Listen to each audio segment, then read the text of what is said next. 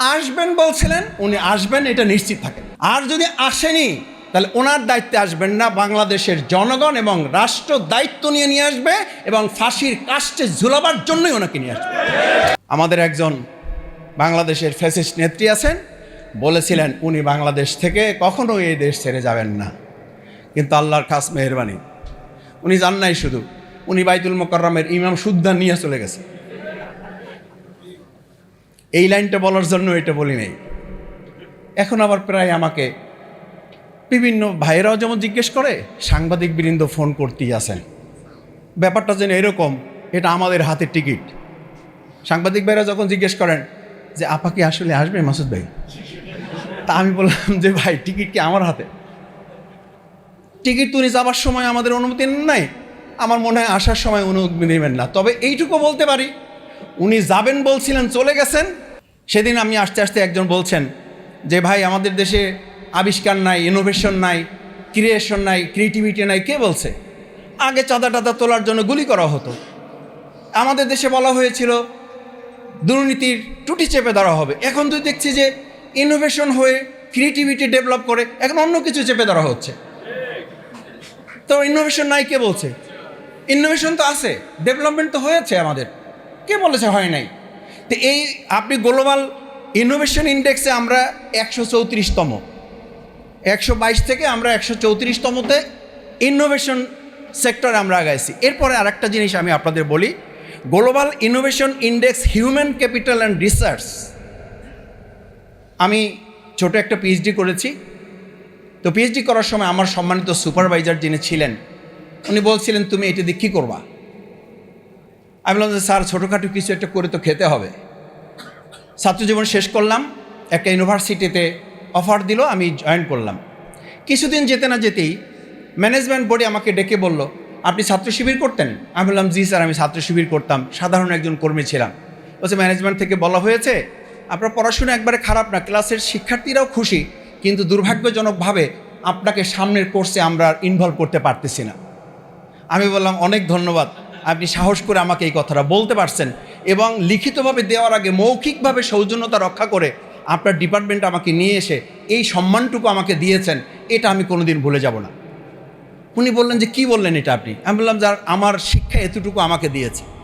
আমি একটা কথা বলি আপনাদের, আমি পার্লামেন্টে একটা কথা বলেছি, আমাদের এত লক্ষ কোটি টাকা পাচার হয়েছে, এটা নিয়ে আমরা যত না আওয়াজ তুলেছি, একটা কথা বিবেক আমাকে খুব দংশন করে। বিশ্বাস করেন 2024-এর 5ই আগস্টের পর অনেক মেধাবীরা বিদেশের বিভিন্ন জায়গা থেকে বাংলাদেশে এসে এরকম হাত নেড়ে বলেছিল প্রিয় বাংলাদেশ সংস্কার হবে। সেই প্রত্যাশা নিয়ে চলে এসেছি, এই বাংলাদেশে কিছু একটা করতে চাই। কিছুদিন চলে না যেতেই আবার সেই লোকেরা এয়ারপোর্টে গিয়ে বাই দিয়ে আমাদেরকে বলেছিল এই বাংলাদেশের পরিবর্তন হবে না, দুর্ভাগ্যজনক, সরি আমরা চলে গেলাম। বলেছে না বলে নাই?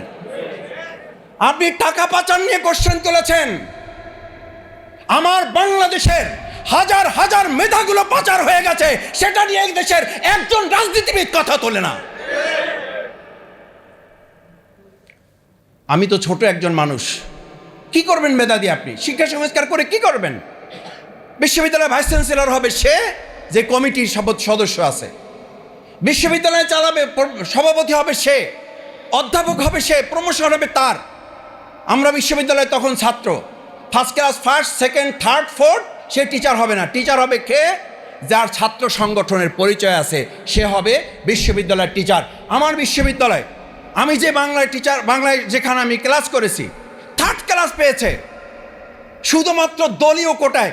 অথচ 2024 সালে আমাদের সন্তানেরা রাজপথে জীবন দিয়েছে শুধু একটা স্লোগান তোলে, কোটা না মেধা, মেধা, মেধা। আর আজকে 2026 সালে 12ই ফেব্রুয়ারি নির্বাচনে আমরা দেখলাম তারপরে প্রত্যেকটা জায়গায় আবার কোটার ভিত্তিতে পুলিশ, আবার কোটার ভিত্তিতে ভাইস চ্যান্সেলর, আবার কোটার ভিত্তিতে প্রশাসক, আবার কোটার ভিত্তিতে প্রত্যেকটা জায়গায় বাংলাদেশকে কোটার রাজ্যে এটাকে গদ্যময় করে ফেলা হয়েছে।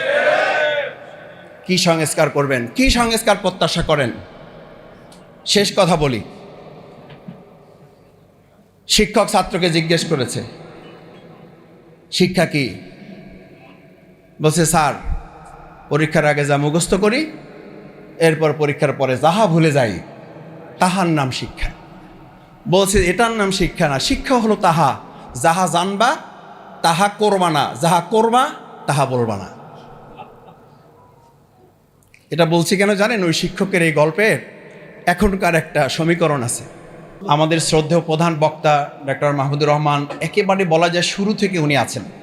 আমি খুবই সাইকোলজিক্যাল চাপে আছি যে কত তাড়াতাড়ি প্রোগ্রামগুলো গুছিয়ে ওনাদের হাতে আমরা প্রোগ্রামটা ছেড়ে দিতে পারি।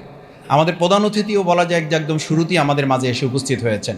আমরা সত্যি ওনাদের প্রতি কৃতজ্ঞ যে ওনারা কষ্ট করে নানান ব্যস্ততার মধ্যেও আমাদের আজকের আয়োজনকে সমৃদ্ধ করার জন্য এখানে সময় দিয়েছেন। আমাদের সম্মানিত সভাপতি, জাতীয় সংসদের মাননীয় সংসদ সদস্য শুরু থেকে মুরব্বী হিসেবে আমাদের মাঝে আছেন, আমরা ওনাদের কথা শুনব। আমি প্রথমে আপনাদেরকে একটা কথা বলে নেই যে আজকে যে শিক্ষা সংস্কার নিয়ে আমরা আলোচনা করছি, আমাকে আসতে আসতে আমার সাথে একজন শিক্ষক ছিলেন, তো উনি আমাকে কোশ্চেন করেছেন যে তুমি কথা বলবা? আমি বললাম হ্যাঁ স্যার, আমি তো একটু সুযোগ পাবো, হয়তো আমাকে দিতে পারে, সময় কুলালেন। বলছে যে জিজ্ঞেস করবা বা যারা থাকবে একটা কোশ্চেন তুলবা যে শিক্ষা সংস্কারে রাষ্ট্র সংস্কার নাকি রাষ্ট্র সংস্কারে শিক্ষা সংস্কার। তা আমি বললাম স্যার ব্যাপারটা কি এরকম যে আমরা ছোটো সময় বলতাম যে মুরগি আগে না ডিম আগে? তো বললো যে ব্যাপারটা ওরকমই ধরো, যে শিক্ষা সংস্কারের মধ্য দিয়ে কি রাষ্ট্র সংস্কার হবে নাকি রাষ্ট্র সংস্কারের মধ্য দিয়ে শিক্ষা সংস্কারে হাত দেওয়া হবে। আমি বললাম স্যার আমি কিন্তু শিক্ষা সংস্কারের মধ্য দিয়ে রাষ্ট্র সংস্কারের পক্ষে। তো তখন উনি বললেন যে তোমার এই কথা সত্য, কিন্তু রাষ্ট্রে যারা বসেছিলেন 55 বছর এবং এখন যারা আছেন তারা এই কথার পক্ষে না, বিধায় তারা রাষ্ট্রের অবকাঠামো এবং অন্যান্য সুরক্ষা খাতে যত বরাদ্দ দেন ঠিক তার চেয়ে বেশি বরাদ্দ দিতে স্বাচ্ছন্দ্য বোধ করেন না এই শিক্ষা খাতে। এর মধ্য দিয়ে বোঝা যায় যে তারা আগে রাষ্ট্র ঠিক করতে চান, তারপরে শিক্ষায় হাত দিতে চান, যেটা পৃথিবীতে কোথাও সম্ভব হয় না, এই বাংলাদেশে এটা সম্ভব হবে না। দেখেন 195টা দেশের মধ্যে বাংলাদেশের গ্লোবাল নলেজ ইন্ডেক্স যেটা আছে, সেই ইন্ডেক্সে আমরা কত আগাইছি মানে এই যে আমরা 195টা দেশের মধ্যে এখন 122তম। একটা করতালি দিবেন না? ওই যে আমাদের সম্মানিত ওয়াইজিন কিরাম, তাও কিন্তু করতালি দিছেন আপনারা। ওই যে ওয়াইজিন কিরামগণ বলেন মাঝে মধ্যে সুবহানাল্লাহ, এখন বলবেন না, বাড়ি যেয়ে বলবেন। তো 195টা দেশের মধ্যে আমরা 22 নম্বরে আছি। আর কত অগ্রগতি হইলে, যে ছেলেকে জিজ্ঞেস করছে বাবা রোল কত, তো বলছে যে আমার রোল হলো 36। বলছে ছাত্র কত? 37 জন। বলছে বাবা অনেক ভালো করছো তুমি, মাত্র একজন বাকি আছে, একে ওভারটেক করতে পারলেই তো তুমি ফার্স্ট। তা আমরা তো 195 দিকে আগাচ্ছি, আমরা তো 122 থেকে 121, 120-এর দিকে আগাচ্ছি না। দেখেন তারপরে আরেকটা বিষয় আমি উল্লেখ করি, গ্লোবাল ইনোভেশন, উদ্ভাবন হয় না কে বলছে আমাদের দেশে? লজ্জার কথা, বোনেরা আছেন, আমার শ্রদ্ধেয় শিক্ষক মুরব্বীরা আছেন, তারপর বলাই লাগে। এটা কোনো রাজনৈতিক কারণে বলছি না, সেরকম একটা শিক্ষা সংস্কার রাষ্ট্র আমাদের গঠন করার জন্যই আজকের এই সেমিনার যদি কিছুটা করতে পারে, আমি বিশ্বাস করি সফল হব, বাংলাদেশ সফল হবে।